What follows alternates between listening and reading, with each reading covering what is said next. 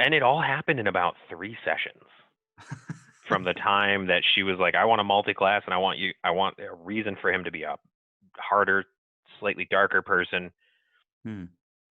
3 sessions later, she asked me to make it hurt, so I did. I mean, yeah, it's the old adage, isn't it? If you can make your players cry, then you've succeeded. Good morning, good afternoon, and good evening, folks. How are you doing? Hopefully, everybody is keeping well. Welcome, guys, or welcome back to the Forever DM, where we interview Forever DMs. Today's guest is the remarkably handsome and bearded Steven. How you doing, dude? You okay? I'm doing well. I'm doing really well. Forever DMing. Forever DMing, yeah, it's definitely a thing. Let's dive straight in. What edition are you currently playing, my friend? Currently playing in 5th edition, although I've homebrewed quite a few things. I appreciate that segue. Thank you very much.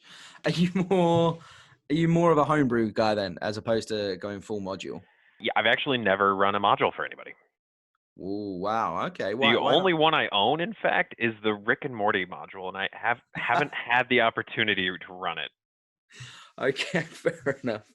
Yeah, I have not read I have not run the Rick and Morty one either. I've heard good things though. Why homebrew and not modules?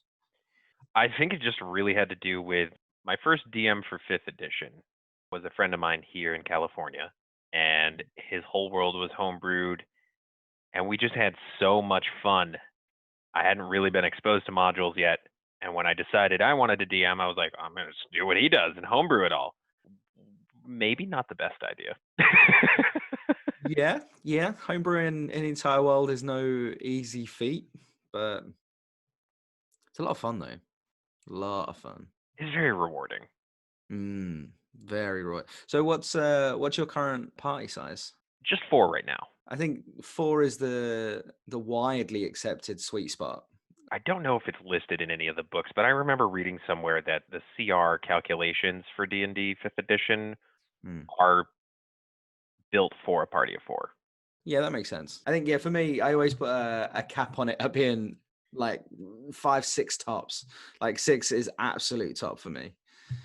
Yeah, I've done 6. It gets a little hectic, but yeah. So, do you want to give us, like, without trying to spoil it for your players, do you want to give us a little bit of an insight into the homebrew world that you're currently rocking at the moment? Yeah, it is the world of Celestria, and they are currently playing on I say continent, but there's kind of only one continent. I like high fantasy stuff, but I Mm. also like super grounded fantasy. So the story is very kind of grim dark, but the certain aspects of the world are really high fantasy. So the one continent that exists is like a corkscrew that goes around the world in like a spring instead of Okay. separate continents. So you could walk the entire thing if you had the time, If you wanted to. if you wanted to. But there are clear delineations, and much of the world just uses the sea because it's faster. It's a straight line as opposed to going around the world twice. So they're on the continent of Furlane in the Costa Empire, and I've titled this campaign "Fall of an Empire." It's a cluster. Okay. Kind of dig the corkscrew land thing though. That's pretty. In fact, I can say without a shadow of a doubt, I've never taken part or even heard of a landmass that was corkscrew shaped. That's pretty neat. Right. Well, it's fantasy. It doesn't always have to abide by the science or the laws of physics or anything like that. And I figured, why not have something fun like that? It also makes it super easy to draw maps.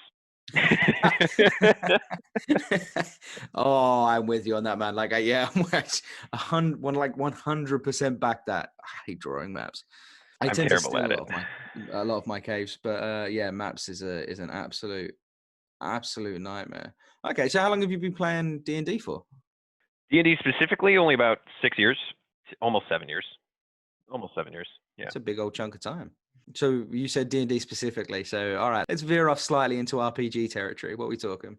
The first real tabletop I ever played was actually Werewolf and Changeling in White Wolf, World of Darkness. Really, really weird system. Do you want to give a quick, just a quick description of what werewolf is? So World of Darkness is kind of like a blank slate type of role-playing game, whereas D&D, you've got Forgotten Realms and Eberron and all those things. You can just kind of copy and paste the real world into World of Darkness if you wanted to. You can make up your own stuff. It really has no specific setting and very few real rules. Mm-hmm. And so Werewolf is just dedicated to playing as a werewolf or fighting werewolves. It's just all about werewolves in that setting. So they have just a rule set for werewolves. They've also got vampire. I'm pretty sure World of Darkness is the same company that did Vampire the Masquerade. I Might be wrong. I'm 90% sure. Yeah, White Wolf. Yeah. Yeah. Yeah. Okay, fair. So what other RPGs have you dived into? Actually, just those two. A little bit of 3.5. A little bit. Okay. The infamous 3.5. Yes. Yes, but it was it was a Star Wars like edition. Okay, So what do you that mean? was fun. Yeah, I would have to ask my friend Daniel about it, but it's a book that just converts 3.5 to a Star Wars setting, and it was really fun. Oh, okay. That's pretty cool. I've got a few friends that are playing Rebellion at the moment, and they're really digging it. And I'm like, oh, I like the idea of playing a D20 Star Wars. Yeah, yeah, it was fun. It was my first time with D&D and with that whole group of friends, and so I was a player. It's one of the last times. I remember it well. Remember it Yes, fondly. I was just the pilot for a couple of Jedi, and I ended up sneaking by myself, totally undiscovered, through an entire Sith temple into the Sith Lord's chambers, Nice. undiscovered. And when I got out and told everyone what was going on, I was like, I'm just the pilot. What am I doing here? You guys have the light swords. And then they went and messed everything up. Favorite. I mean, arguably, I guess there's not that many memories as a player, but favorite moment as a player, is it that? That's one of my favorite moments. The other would probably be the death of my first character in 5th edition, because it was Okay. it was a unique thing that my party had just unpetrified my barbarian, Ulfgar, who's a mountain dwarf barbarian, and we got into a scuffle with a bunch of ghouls not long after that.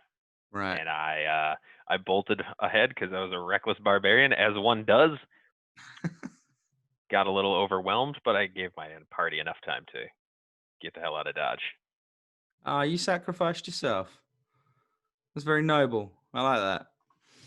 Okay, so then on the flip side, on the other side of the screen, favorite memory as a DM, like I keep saying this, but like kind of like drop the mic moment where table goes silent, and you're like, yeah, I did that. There's a couple. Yeah, tell us I all think, of them. yeah, I think my favorite personally is my first campaign, set in the same world, just on one of the other portions of the continent. Mm-hmm. My players all decided to play bards. And at first I was like, no, please don't do this to me. Please, for the love of God. And they had absolutely intended to be a meme party and just be ridiculous, but it got real serious. Okay. Real serious, real fast. Actually, because everybody was bards, they were all thinking about multi-classing so they could be more diverse from each other. And my significant other at the time, we were just sitting watching TV one night, and she was like, I want a multi-class fighter. And I was like, okay, do it. I want a reason to. And I was like, even better. I want you to make it hurt. Even better. So that bard's mother was super important to him, and I was like, it's low fruit, but you made a D&D character whose parents are still alive for now. Which is incredibly rare. Like that yeah. Everyone is always comes from a traumatized background in D&D. Yeah, no, and this was the happiest character. He was a dragonborn bard, and she decided, I don't want him to speak common super well. So he would always just his go-to line was, friends, hey friends, and that was just how he referred to the party. It was just Sure. a super upbeat, pure, innocent, childlike character, and then I murdered his mother. Wow, that is it's harsh, but sure, okay. Yep. And they went back to they went back to his hometown. His family was this important military family, well connected, friends with their king. And in the Dragonborn society I have, the metallic dragons, the metallic dragonborn kind of are the upper echelons of society, and the king is called the Awalani, which is just, I needed a fancy word to make a periodic table pun because it starts with AU. Oh, that is Um, oh, so they yeah, met with the Aulani, and the real DM secrets here, folks.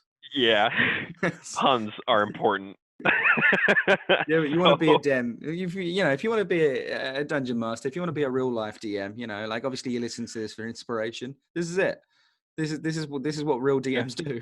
yeah, you just make up ridiculous excuses to have a clever pun that people might or might not get. But they met with the Aulani, and her character decided to just kind of go off with some old friends and the rest of the party without me hinting at it or anything. All turned to each other and started role playing, ignoring me completely, and I was fine with that. I Mm, love when the players start just role playing between it's themselves. magical. It's it's so wonderful to watch, and they all turned to each other and came to the conclusion of, we're gonna find this motherfucker and we're gonna murder him.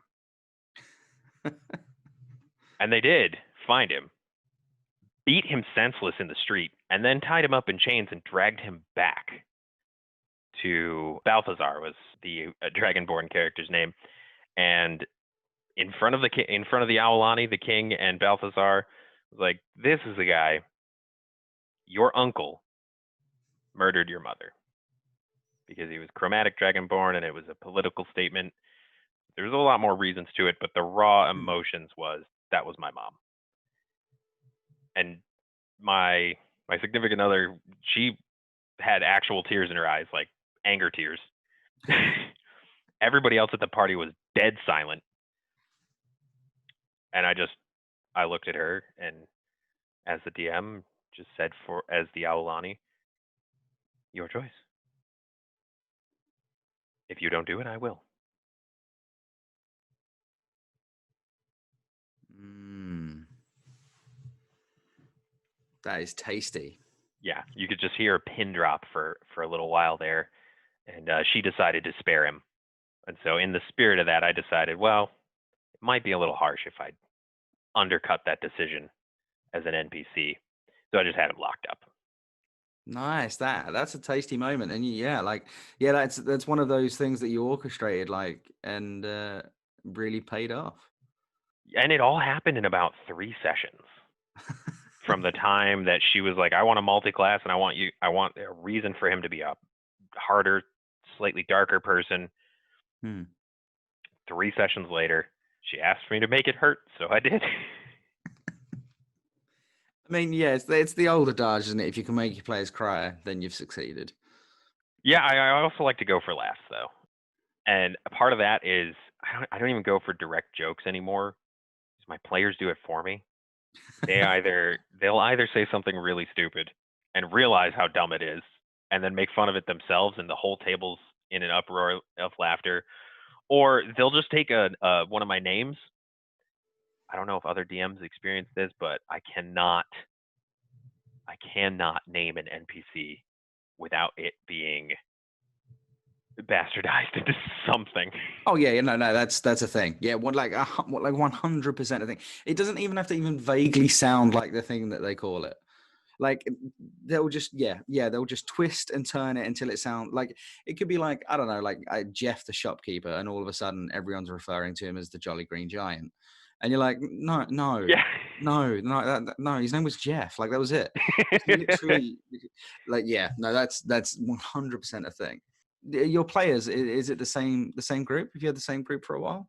I've had this current group for almost a year now, which is a miracle just because of scheduling. But yeah, generally I try to play long form campaigns. I've tried to finish a campaign so many times, and I mean Mm. we're all adults at this point.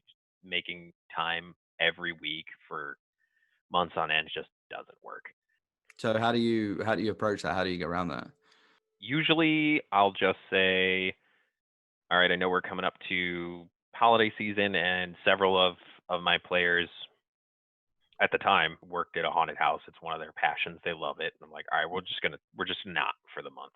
No D&D this month. Hmm. I'll go play some one-offs with other friends, whatever. But this campaign, we'll just put it on hold. We'll come back to it around November. That's fair. So, I mean, I guess you haven't been a player for a while now, but like as a DM, are there any hard rules that you impose on your players? Like, how do you feel about cell phones at the table, mobile phones at the table? Well, not much of an issue right now because we're playing Oh, yeah, over Discord. that's a good point. Yeah, how do you feel about people using technology at your table? Well, I I love having the books and character sheets in front of me, but I also get that it's just not always the best option. There's a specific feel for it. Maybe I don't know. Maybe it's nostalgia for the way D&D was portrayed in movies and TV shows and comics and all that. You've got your DM screen, you've got your notebook, you've got your books, and that's the way it's supposed to feel.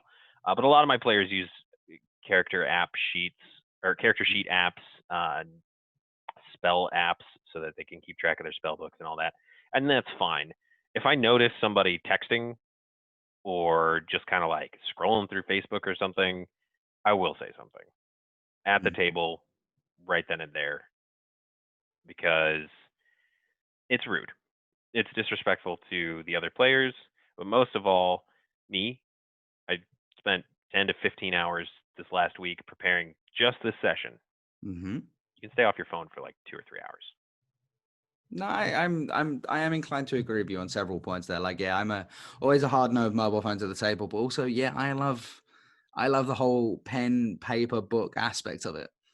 Like, it's one of my favorite things about D&D. Like, show up with a pencil, a notepad, character sheet. I'll provide the books and the miniatures if I'm feeling generous, and we'll play D&D. Yeah, exactly. That kind of nostalgia feel to it. Like, it's a classic board game.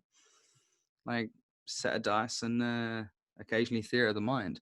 So, okay, yeah, that's fair. So, what about you've just said you've spent like 15 hours prepping for a game. What's your prep versus improv split? Where do you stand? I do a lot of prep because my whole world is homebrew. I make sure that I have a basis to improv from Right. Okay. whenever we're playing. So the the immediate surrounding area of wherever they're planning to go to or wherever they currently are, Mm-hmm. I prep everything that's going to be there. Whether or not they interact with it, it's up to them.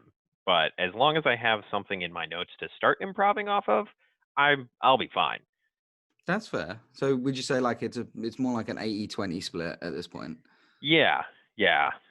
But I maybe only use about 40 of that 80%. Well, yeah. I mean, yeah. I mean, you are a DM after all. Uh, no, Yeah, yeah. I mean, yeah. Every DM, like no DM has perfect players. It's just not a thing. But no. that's why we love them. Okay, so Homebrew World, or who is your favorite NPC currently? Love to start my players off as part of an adventuring league.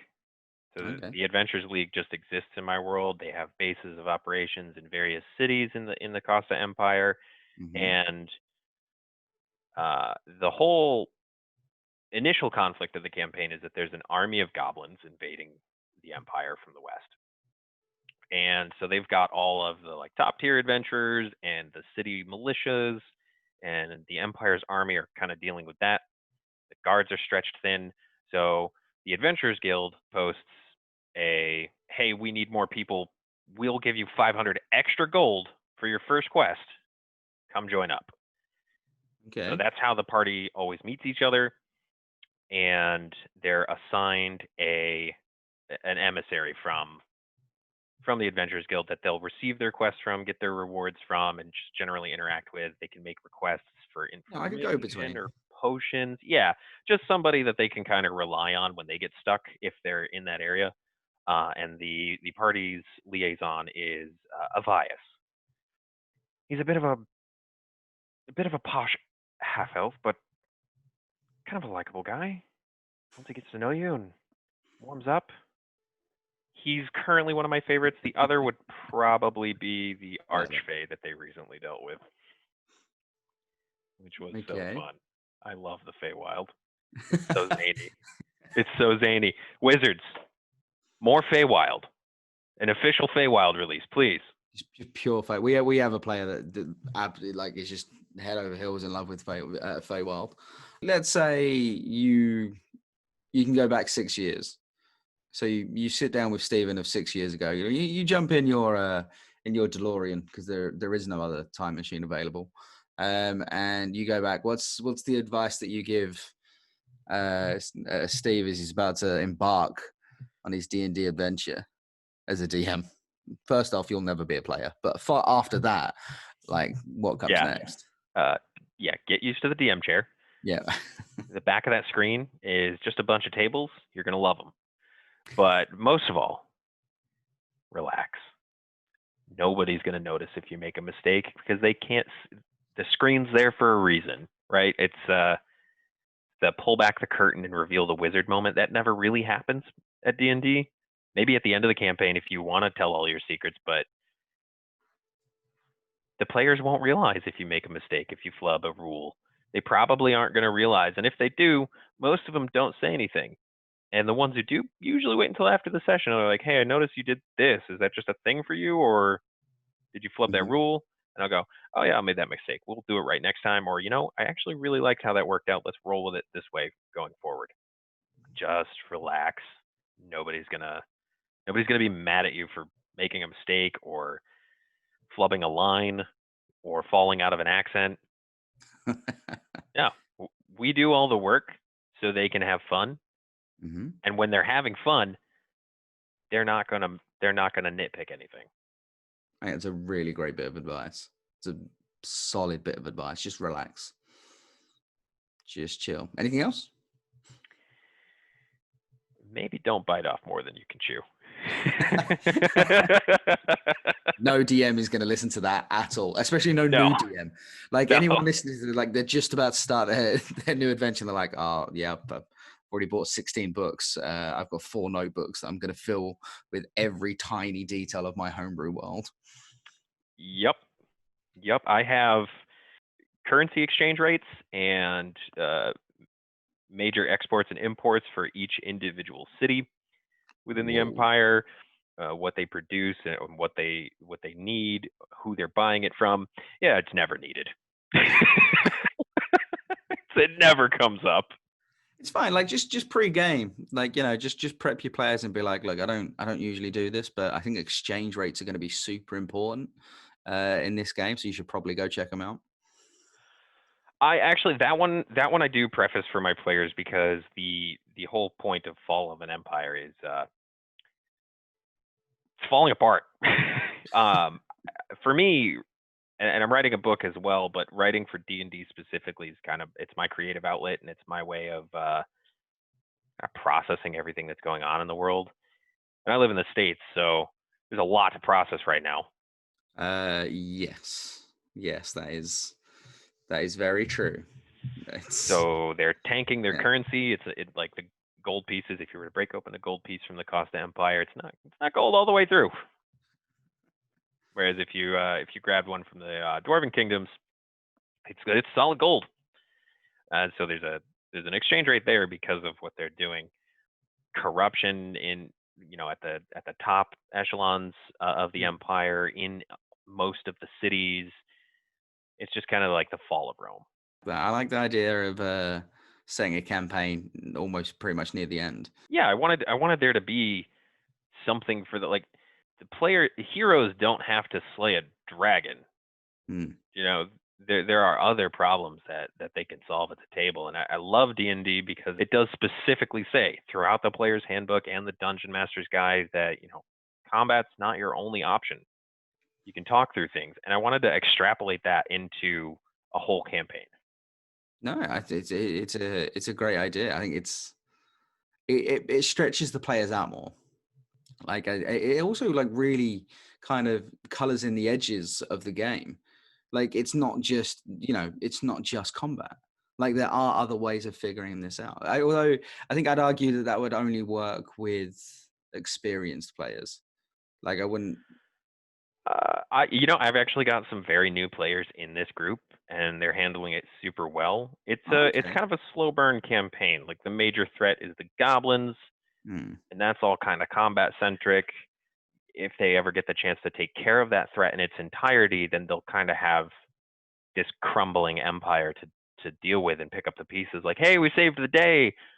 All the poor people are still really in a bad way. We didn't save anything. I like that. I like that. Yeah, yeah. It might not kill you, might not kill your players outright, but you'll certainly give them a moral quandary every single game. Yeah. Yeah, just the guilt is overwhelming. All right, cool. So this is where we kind of get into the last portion, if you like, of the bit, and it is one of my favorite things to do. Now, as everyone else that usually listens to the Forever DM, or at least I hope listens to the Forever DM, there is no prior warning whatsoever of this next section, and Nope. that is for very good reason because. Well, I like to watch people panic. So, this is a question for Steve, not Steve the DM. Although if there's a crossover, then happy days. Um, I would like you to recommend to me, to anyone that's listening, a book, a TV show, and a movie. Can it be more than one book? I'll give you two. Yeah, okay, perfect. That's exactly the number I needed. Patrick Rothfuss's King Killer Chronicle series. Currently, The Name of the Wind and A Wise Man's Fear. Yes, that keeps coming up in my life, and yeah, okay, all right, cool. He is an incredible writer and has just this very grounded fantasy story with a low magic system with the potential for more, but it's all kind of set up to be a science and a mathematics system in addition to magic. And it's just Okay. so fascinating to read about. And then the greater story being told is an absolute joy. And I won't spoil anything. As for a movie, that one, I'm not a huge movie person, but I'd say The Ritual, which is a Norse kind of psycho thriller. And, Yeah, it's really I weird. I don't want you to say anything else more about that film at all. Just Nothing else needs those to be three said. words. That's that's the best description to anything. That may I've never seen that movie, but off those three words, I really want to watch it. It's really good. It's Like, really good. I have to recommend it. As for a TV show, now that's tough because I binge watched a lot. You'd think I wouldn't have the time, but I find it. I'm make time for a good TV show. Okay, all right. So, what are you going with for the TV show? Oh, hmm. It's okay. Got I'd have to time. say The Flash is one of my favorites. Okay, CW. Yeah. Yeah. Why are you going into the Flash then? I've never been a DC person. Okay. The Flash is probably the only superhero from the DC comics that I ever felt a connection with, and so when I saw that they were making a TV show, I was like, "All right, yeah." And it's just super good. It's Mhm. so it's almost always got a little bit of a Disney ending, but the drama and the conflicts that are there are adult oriented without being too much or too dark. I don't know. It's just a feel good show. How do you feel about the sort of the general consensus, if you like, that DC can make good TV shows, they just can't make good movies? I'd have to agree. Yeah, me too. Yeah. It's a strong sentiment. It makes a lot of sense. Well, they keep farming out these movies to huge executives that just don't care. Mm-mm. They come from these film studios that are just making a buck, and it shows. Except for Wonder Woman. Wonder Woman was pretty good. I really enjoyed Wonder Woman. That was one of those films where I went in and it had nothing to do with the fact that, it was Wonder Woman. It was the fact it was a DC movie. And after Hmm. getting disappointed, like time and time again, I sat down and watched that and I was like, this is a really good, this is an Yeah. exceptionally really good film. Yeah. Gal Gadot was like the perfect cast. Mm. And the writing was on point and didn't Mhm. feel as hacky as all the other movies. And Aquaman was okay as well. Not as Yeah, good. Aquaman was fun. Yeah, again, I think that comes down to casting more than Yeah. more than like Jason Momoa just in general. Like that man is just incredible. Like he did a hacker on the red carpet Yeah. because Yeah. why not? Why Why not? not? Because when you're Jason Momoa, why not? Yeah, like what else you gonna do? What are you gonna do Okay, to him? He's huge. that's also a very fair point. Like, oh, it's all out of fear. For the day that I one day run a D&D game for Jason Momoa and his friends. Um, Yes. I'd want him to play a gnome. I'd want him to play. Just straight off the bat, really specifically, I'd want Jason Momoa to play a gnome. I love gnomes. I love Yeah, anybody who's willing to play a gnome. yeah, me too. Yeah, I'm like, yeah, fair play. I want him to play a gnome bard. Really specific. Oh, that's actually a fantastic choice because gnomes can at least in fifth edition they can occupy another creature's space. Hmm. So it makes them weirdly versatile, especially as a spellcaster, because Yeah, you can hide behind somebody else. I'll pitch it to him next time I see him. Um, I'm just gonna go to a random red carpet and just shout it across. Um, it's fine. That could work. And for the, I'll let you know how I get on. For the final question, the fact you said you're not more much of a movie guy, this might be interesting. The final question that we ask all our guests, the all important question, is Dirty Dancing or Footloose? It's the most important question. Like it's sure you've given us D&D tips. Sure, that's the whole point of this thing. But Dirty Dancing or Footloose? Mm. I was real confident you couldn't throw a question that would make me squirm, and I was wrong. ah, I'm gonna go with Footloose. Okay, you're gonna have to give me a reasoning. Because Kevin Bacon's amazing. I He mean, that's killed that role. that is a reason. That warehouse scene, man, you can't knock it. No, no, it's iconic. It is iconic, very much so. Yeah. Okay. All right. I'll take that. All right. Thank you very much for you guys for listening. Honestly, really appreciate it. Thank you very much for coming back time and time again. Hopefully, you guys are keeping a tally of Footloose and Dirty Dancing because I know I am. Those King Killer Chronicles, man, they keep coming back. They certainly in my life, pretty much everyone that I love and respect have recommended these books. So can you now join those ranks of the people I love and respect. But yeah, definitely check out those recommendations. Thank you very much to Steve, man. You've been amazing. Like Yeah, genuinely. thank you so much for having me. This has been a blast. Yeah, man. There's worse ways to spend an afternoon. Um, I mean, you could go track down Jason Momoa, try and get him into your D&D game. That's a plan. Thank you very much, guys. And yeah, I guess, I mean, yeah, sure. Like if anyone wants to let Jason Momoa know that there's a chair available, at either of our tables, I won't keep him just for myself. You can, I would tell absolutely run a game for Jason Momoa. yeah, there you go. Right. So you've got options like Mr. Momoa, if I can call you that. But yeah, if you could let him know, that'd be great. Thank you very much, guys. Once again, you guys have been absolutely amazing. Once again, just throwing it in there, Clash of Quests, 7 o'clock UTC, if you guys want to tune in and see something awesome. Other than that, thank you so much. Be lucky, folks. Bye-bye.